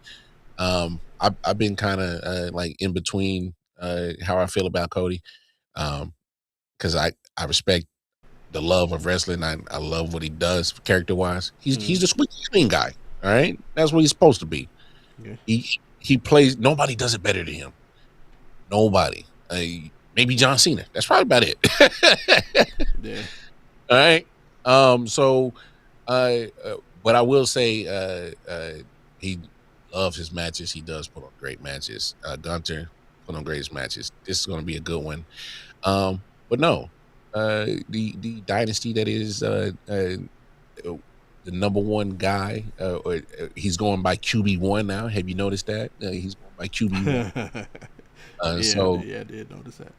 So that's why my Tom Brady analogy is more fitting now. So I'm sticking with QB1. But Gunter's going to give him a hell of a match, though. I agree. I could even see this ending in a DQ type situation where, you know, it's just Gunther loses dirty but doesn't get pinned. Loses the match, doesn't get pinned. Or with some. I'm trying to think of who could interfere. Who could. Right now, it seems like Sammy's the one that's kind of in the middle of the way. See Sami Zayn hopping in there. Who else has beef with Cody? Shit, line them up. I mean, Randy can always come back at any point in time. Big facts. Drew. Man, what's he got? Yeah, Drew. I don't see the match ending with a clean victory over Gunther. I hear that. But I'm with you. I don't think Gunther. It's not time for him to take the title off of Cody yet. We got to get past this retirement, and if I know you probably heard the same things I'm hearing, where it could be a situation where he retires either Brock or Rey Mysterio. That's what I've heard potentially. Hey, they're really trying to run with this retirement career killer guy. Let's stick to him, which I'm cool with it because I think it helps build to his aura, which people say he got no aura, but I think it rocks with his aura of Gunther. So yeah. Back to the ladies. Rhea Bloody Ripley. And, Jade Cargill going at it for the women's heavyweight championship. Was it last week we saw Jade Cargill get the pin over Rhea in the 6-women tag match. Yep. That was significant. Yep. So you know what that means. You think she takes the title? Hell no. You know what that means. She wins the tag match on Saturday Night Main Event where it really don't matter. She's losing the singles. I'm sorry, Jake, because I'm just gonna say this real quick. I wasn't a fan of taking the title off of her and giving it to Rhea. I actually been a fan of Jade and what the progression from what I've seen from her back in AEW to where she is now. I've seen a full transformation, a full progression, and she already had the looks. That's never been an issue. I just think the presence in her ring has been better. Her character work has been better. Her actual in-ring ability has gotten better. She's not as robotic and choppy as she once was. She's kind of looking like she's flowing. She's more fluid-like in the ring more. Because reminds me of who's that? Dwight Howard. Stop. No, hear me out. I can Dwight invest. Howard was the stiffest, most athletic person in the world. He It's was. like, how can somebody be so athletic and so stiff at the same time? Facts. And that's what Jade is. It's like, Yeah. yeah, But she's getting better though. She has gotten better, and I think a lot of the hate on the internet is crazy that they don't want to recognize that. Because my thing is, WWE would not. I don't think they wouldn't yeah, have they put would. the championship. Yeah, that's why. You saw how I hesitated. I was like, I was like, I'm trying to give my girls some praise, but that kind of had where I was on shaky foundation, wasn't it, dog? But my point is I think Jade has done a phenomenal job. I thought she did a phenomenal job as champion. It really wasn't her fault. Hey, she worked with what she was given. I thought she did well with it. And so I wasn't a fan of her losing that WrestleMania, but now that she has, it's going to be a minute before she gets it back, because now this is on Rhea. Unfortunately, I do like Rhea, but she's kind of overkill at this point for me.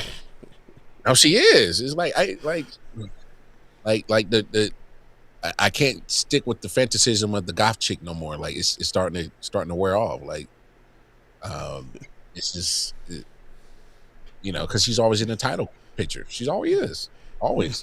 That's where you and I differ. So I'm really like, she's one of the reasons why I continue to watch. There's no. I hear you. She's one of the people that hooked me back in, and it's like, to me, it's just like, stop playing with her, man. Stop making her just like, she is too top tier for y'all to be playing, like making her a transitional champion. And like, she's had the belt since I've been back watching wrestling like 3 times, and have held it for like 2 months. Yeah. like stop playing. Like, and it's I'm saying, man, I'm about the physical presentation. Mm-hmm. You're not gonna tell me I could buy the EO thing because you already had it going. She had never beaten EO, and EO is supremely skilled. She's top tier. Yeah, supremely skilled, but that's about it. You're not gonna sell me too many times that even though she's phenomenal, and I've grown to love her, and I'm terrible with names today. Judgment Day. Oh, Liv Morgan. There's Morgan, only so many, bro. You're not gonna tell me Liv Morgan can consistently beat up Rhea Ripley in a fight. I'm sorry, you're not. I And like, you have these characters. Like, even if you go to another one of my favorites, Little Miss Bliss, Alexa Bliss, you're not gonna tell me she's about to beat Rhea Ripley in a fight. Like, there are certain women I can literally believe could beat Rhea Ripley, but you keep having her lose, and you setting it like having EO win it in a triple threat. Okay, that's but not 1-on-1. A lot of the women that at that time were at the top because Jade was struggling or was in the tag team division.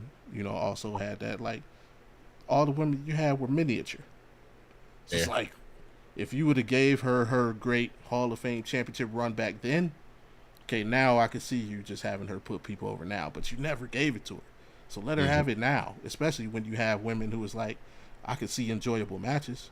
Like, I'm not a huge fan of Jade Cargill, but I'm with you. She's made improvements over the last few months to where I first started seeing her.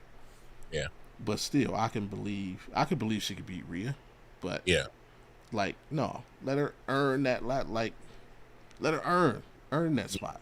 Let her struggle to get there. Let her, let her get over the Pistons hump like Jordan.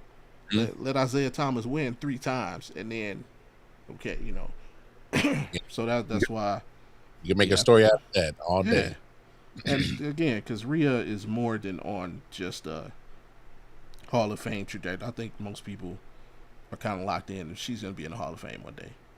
She's going to be in the conversation to be the greatest female wrestler of all time one day. So it's like, you got to now start giving her those type of accolades to where that argument can be made.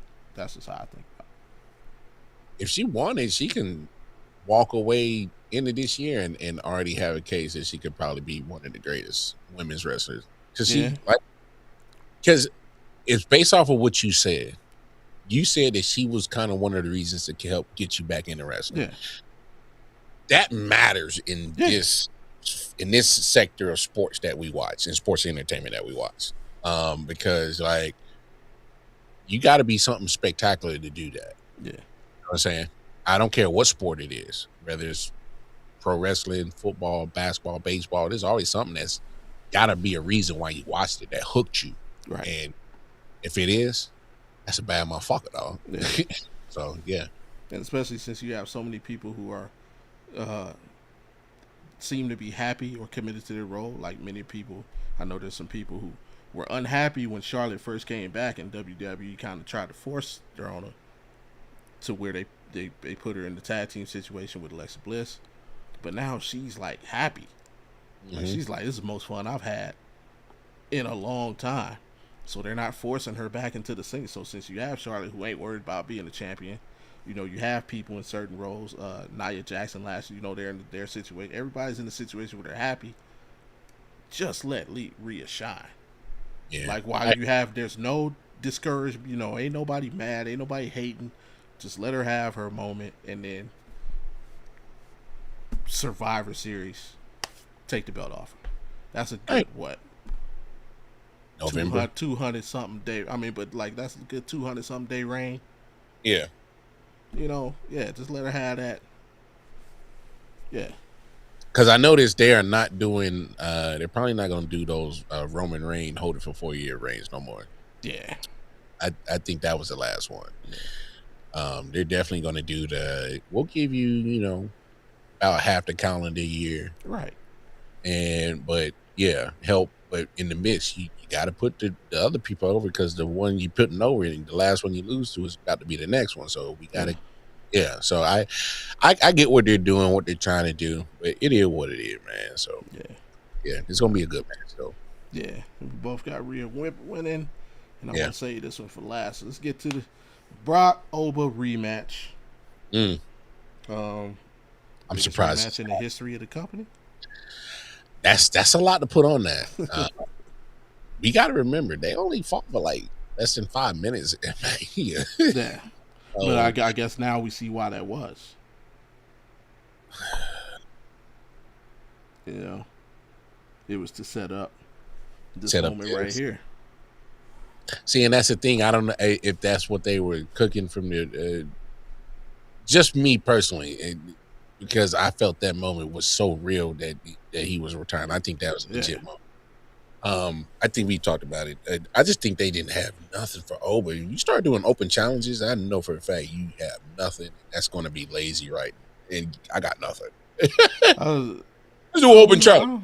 I don't know. I think it's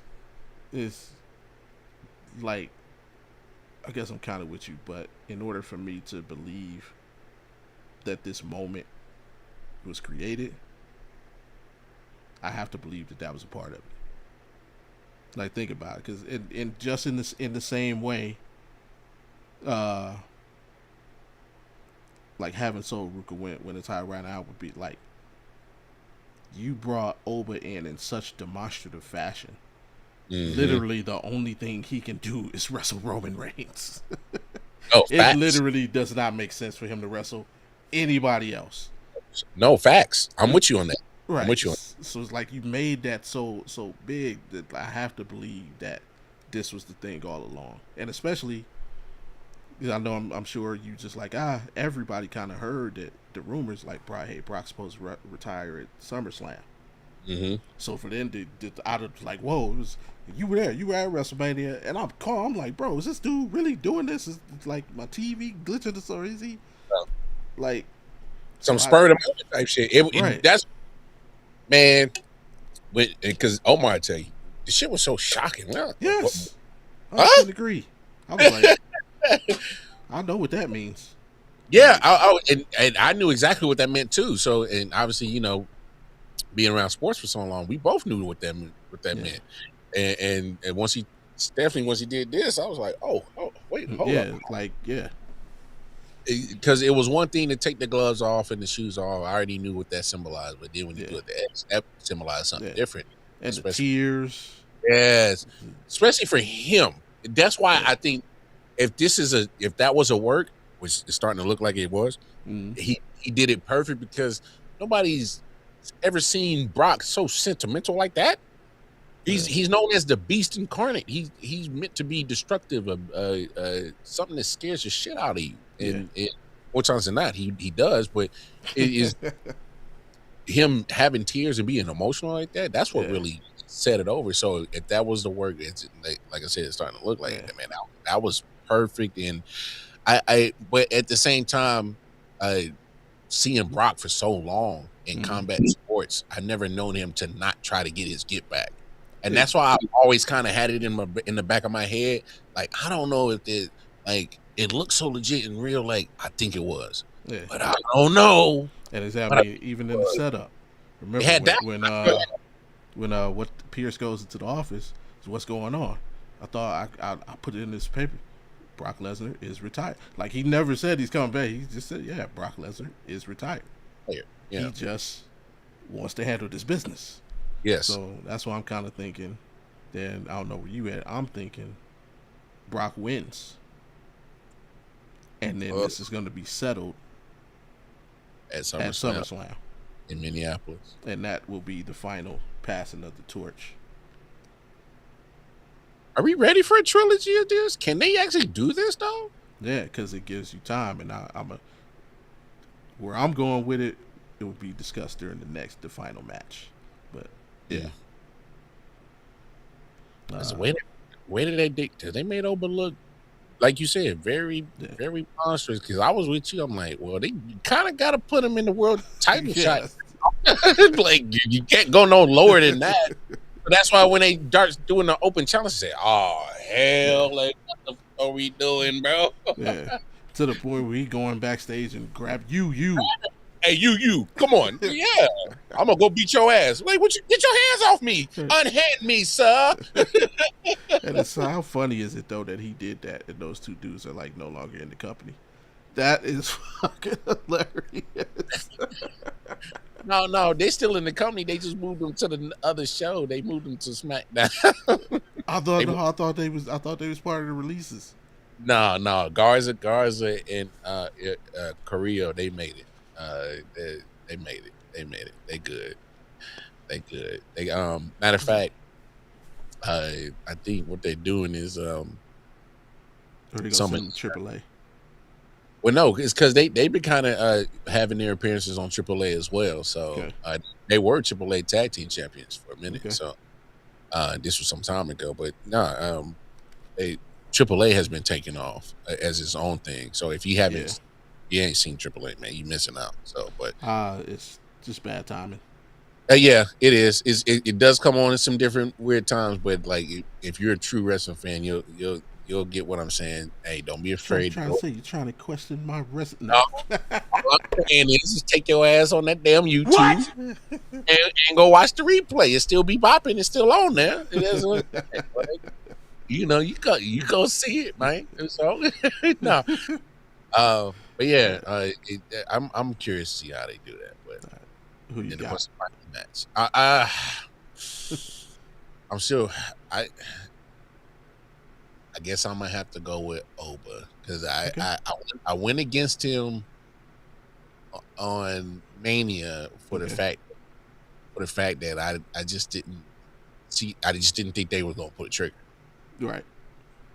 Like, I honestly just didn't think they were gonna pull the trigger and have him beat Brock. I was like, no way to do it. And so I was just so against it. Even though I wanted Oba to win it, but in this situation, I think Brock does win. I'm going for Oba, but Brock wins though. Right. And which goes as to what potentially could be the main event. Either one of those matches could be the main event, honestly. Mm-hmm. My boy, he probably the one that like brought you back. He ain't bring like other stuff brought me back, but ever since his first appearance, like that locked me in. Okay. I mess with Fatu heavy.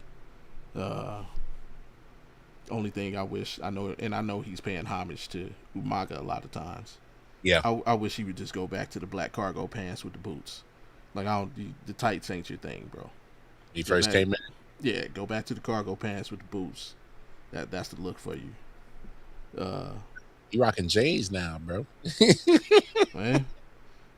Jacob Fatu, Roman Reigns, Tribal Combat for the WWE Heavyweight Championship and the title of Tribal Chief.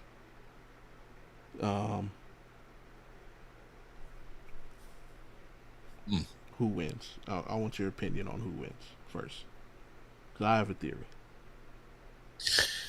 I don't think this is as easy as people think it is. Roman still wins. Okay. But I don't think it's as easy as to say, oh, it's a no-brainer. Roman wins. No. Because there is some truth to what Jacob did say. Like, at some point in time, there's got to be a new head of the table. And not saying that Roman ain't capable of still being the head of the table, because he damn sure is. But this is why Roman wins, because he is the head of the table. He's still Roman Reigns. Roman Reigns. Still your tribal chief. And his name is John Cena. and until the moment that he no longer moves the needle, he will no longer be your tribal chief. And no disrespect to Jacob, because I love Jacob too. I love Fatu. Hey, Jacob one of them dudes. Yeah. He just don't move the needle like tribal chief quite yet. And my thing is we're talking about you being the head of the table, the world heavyweight champion. Like, I can't just be losing to Fatu. No disrespect, but I'm just saying, like, you like losing to Fatu. I'm just saying, like, losing to Cody, losing to Seth, like, that's something that's I could understand that. And no disrespect to Jacob Fatu, because I think he's great at what he's been doing in this setting. It's just that when I'm looking at the footmark of WWE, Jacob ain't put his stamp on WWE like Roman quite yet. You know, he got a brand like Pepsi. So it's a brand name. Hey, it's a brand name. I stand on this. I stand by my name. So but I will say this, and I said it the last time that they had fought at Backlash. This is going to be Jacob's great way of looking good while losing. It just is what it is. He's gonna look damn near like the new guy, because he's gonna beat the shit out of Roman. Let's get that straight now. Right? He's gonna beat him up, right? And Roman, being the professional he is, he's gonna make Jacob look good, and as they should, because this story is fascinating. It is. End of the day, it's only one tribal chief. His name's Roman Reigns. That is true. what it is. Currently true. He said current. I'm going to tell you why Jacob Fatu is going to defeat Roman Reigns at Clash in Italy. Let's start with what we know. What's Monday, sir? What this upcoming Monday? Yeah. What, June? June 1st. Yeah. What do we know about the month of June in terms of WWE happenings and going on? Oh shit. Roman Reigns is supposed to miss substantial time, basically the entire month of June. And that's why I said, oh shit. I'm like, oh, damn it, Bobby. Jacob Fatu. Yeah, because remember, he had all them due dates and they took all them shits quick. It was like, whoa, pimp. Yeah. They said, whoa. Oh. Roman is supposed to miss substantial time, pretty much the entire month of June. I hear your theory, but he is. We seen hold on to that shit though. I agree. Secondly, I agree with every single thing you said about Jacob Fatu and Roman Reigns currently. Keyword currently. Jacob Fatu does not carry the hammer that Roman Reigns does currently. Fair. But let's take it back to when Roman Reigns was at this point in his career on the timeline with Jacob Fatu. He was a part of the Shield. Mm-hmm. He wasn't even a solo act. Mm-hmm. Jacob is miles ahead at this same point in his career than Roman Reigns was. And that crowd participation, it's about 60-40 when you really listen. Yes, the Roman Reigns chants are a little bit louder, but when that boy says that, you know what I mean? Yeah, hey. And hey. You got the little white boy saying, they got it. They had no idea the fun they. Yeah. And if you watch them, and this is a big part, like we've had this conversation before, I personally think that we are out of the heel face. I think heel and face are done. It don't even matter. Yeah, it doesn't even matter because we're at a point in wrestling where people either like you or they don't. Yeah. They're just worried about what emotions you invoke. Exactly. Yeah. That's fair. And people, everything he does, he's in a complete heel situation right now. He's out here Samoan choking everybody. And they cheering. Like Fatu got it right. Fatu is more over right now than Jay was when he won the championship. Oh, easily. And because he wasn't facing Roman Reigns. He was facing Gunther. Yeah. So with the fact that Roman's supposed to get some time off, and just even if you go with the storyline, Jacob has already showed, I'm never going to submit to you, dude. I'm never going to acknowledge you. I'm never going to do this and do that. And Roman is kind of being the honorable one of, you got to be a man of your word. You got to do this. You got to do this. What other way to do that than if he loses? And either one or two things. Honor the word, and you have to acknowledge Jacob. Or if Jacob beats him so bad that he can't. So if he, the Samoa death grip on him to Roman is just down and can acknowledge him. You take the L. You don't put that mark on his record where he acknowledged him. He kind of gets dragged out, carried, and now you don't see him. And then one Monday night random, maybe a month, 2 months from now, exactly, he's back going for the spot. Now we are set up for what's the next big four? SummerSlam, and now we're set up for that. Now and that gives you a good couple of months to see how Jacob fares as a champion, how he carries the weight, and can he be in that picture in the future. He can be a transitional champion right now. That's actually a wild theory, but it actually makes hella logic. And if you take it to further, we can create a rift. Because look at how, I know they going at him. I know they had Roman's back. But Jay's in a weird space where it's kind of like, bro, are we going to make you a heel or not? Well, Jay was supposed to be, how they were playing it, Jay was the devil and Jimmy was the angel on Roman. But that's what I'm saying. Okay, now you have Jacob win, and Jacob in Jay's ear, like, and Jacob like, you know what, bro? You're right. I don't know. I don't know. Well, because it's weird. Because last time we see Jimmy and Jay, they was both getting their ass stomped out by. But that's what I'm saying. Like, he wins. And they got their get back that last Monday. Yeah, they smashed him out when he challenged for the. Yeah, you're right. But I mean, still, he wins, and now you go back, and Jay is like, kind of like, I told you, right? Because remember, he was convinced by CM Punk, hey, you need to start looking out for you and this, that, and the third, and da-da-da-da. Why not have Jake, bro? Hey, I had to get it out of the mud, and da-da-da-da-da. Know what I mean? And then Jay like, you right, and follows Jacob. Now you got a rift between Jay, you know what I mean? Maybe we find a way to unite the whole rest of the bloodline. That's crazy. It could be it could go in a different direction. It can go a lot of directions. Yeah. So like I said, a couple months from now, once Roman, did whatever he's doing, he just pops up one Monday night. Mm-hmm.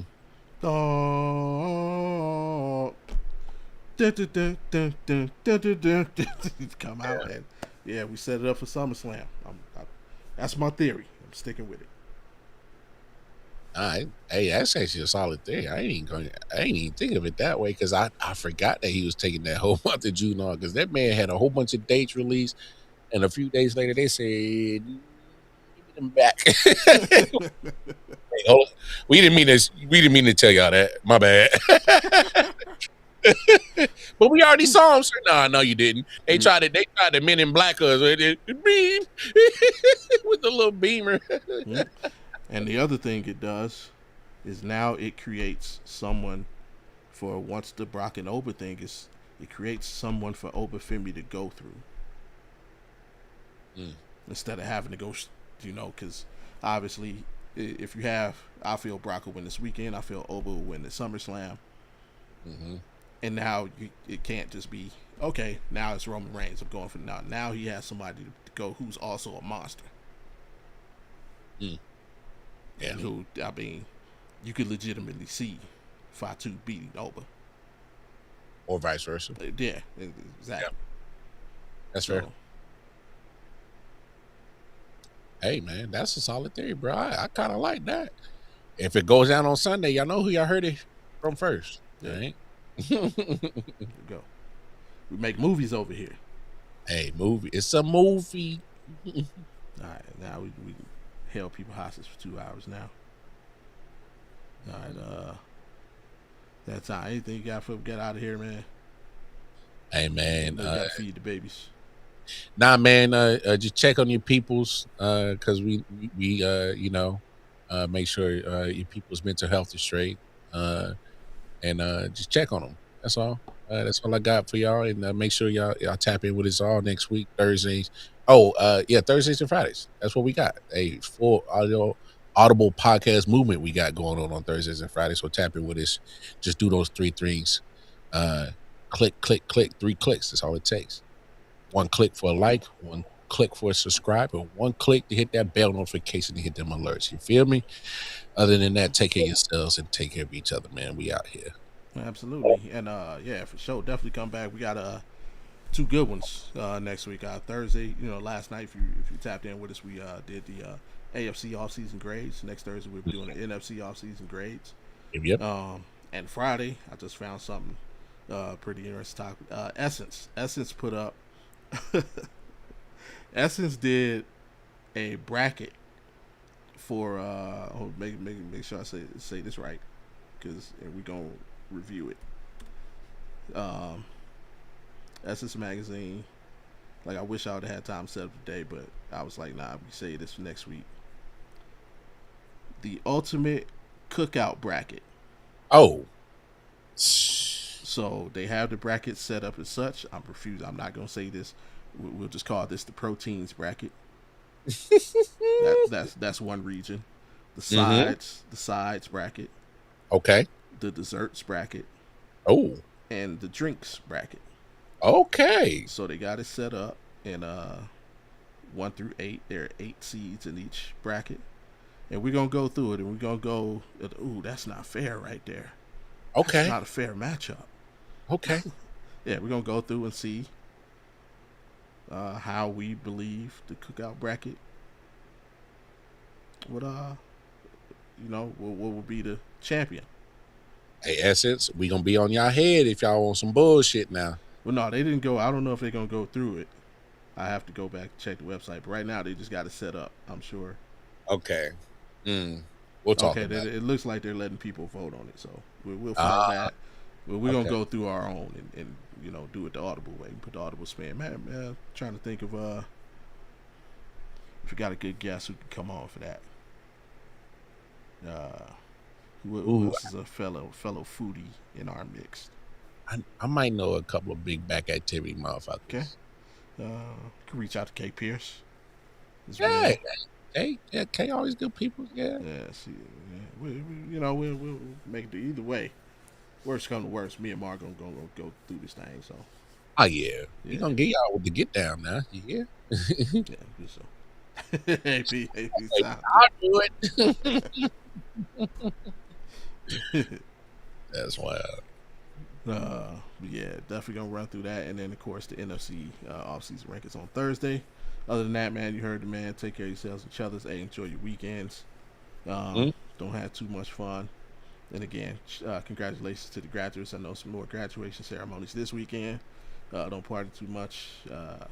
Hey, and congratulations to the graduates and the parents, man. So, No doubt. yeah. Till next week, man. Appreciate y'all and peace. All.